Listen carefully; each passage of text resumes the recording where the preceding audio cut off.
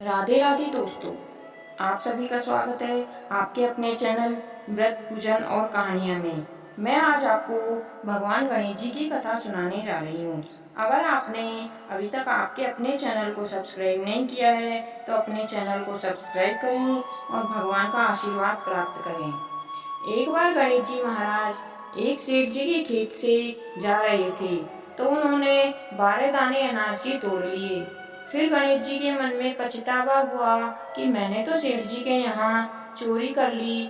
तो गणेश जी सेठ जी के 12 साल की नौकरी करने लग जाते हैं। एक दिन सेठानी राख से हाथ धोने लगी तो गणेश जी ने सेठानी का हाथ पकड़कर मिट्टी से हाथ धुला दिए। सेठानी सेठ जी से बोली, ऐसा क्या नौकर रखा है, नौकर होकर उसने मेरा हाथ पकड़ लिया। सेठ जी ने गणेश जी को बुलाकर पूछा, तुमने सेठानी का हाथ क्यों पकड़ा?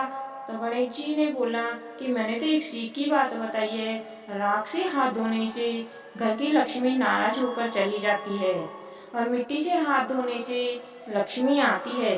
सेठ जी ने सोचा गणेश जी है तो सच्चा। थोड़े दिनों बाद कुंभ का मेला आया। सेठ जी ने कहा, गणेश सेठानी को कुंभ के मेले में स्नान करा के ले आओ। सेठानी किनारे पर बैठकर नहा रही थी तो गणेश जी उनका हाथ पकड़कर आगे डुबकी लगवा लाए। घर आकर सेठानी सेठ से कहा कि गणेश जी ने तो मेरी इज्जत ही नहीं रखी और इतने सारे आदमियों के बीच मुझे घसीटकर आगे पानी में ले गए। तब सेठ जी ने गणेश जी से पूछा, ऐसा क्यों किया? तो गणेश जी ने कहा कि सेठानी किनारे बैठकर गंदे पानी से नहा रही थी तो मैंने आगे अच्छे पानी में डुबकी लगवा कर ले आया। इससे अगले जन्म में उन्हें बहुत राजपाट मिलेगा। सेठ जी ने सोचा गणेश जी है तो सच्चा। एक दिन घर में पूजा पाठ हो रही थी, हवन हो रहा था। सेठ जी ने गणेश जी से कहा, जाओ सेठानी को बुलाकर ले आओ। गणेश सेठानी को बुलाने गया तो सेठानी काली चुनरी ओढ़कर चलने लगी। तो गणेश जी ने कहा, काली चुनरी फाड़ दी और कहा कि लाल चुनरी ओढ़कर चलो। सेठानी नाराज होकर सो गई।